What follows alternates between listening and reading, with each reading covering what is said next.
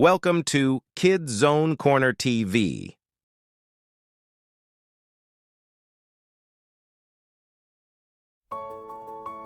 En el bosque de las matemáticas, un grupo de jóvenes descubrió que el trinomio de la forma ax² más bx más c puede resolverse por el método de aspa simple, donde se tiene que probar con diferentes factores del primer y del último término, a la vez con distintos signos. Ellos empiezan a experimentar, probando diferentes combinaciones.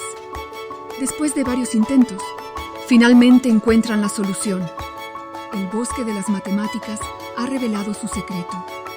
Los jóvenes celebran su éxito.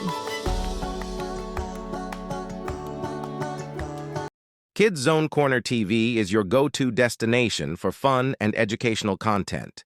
Thank you for tuning in. If you enjoy our videos, show us some love by checking out and shopping using our Amazon affiliate link in the video description.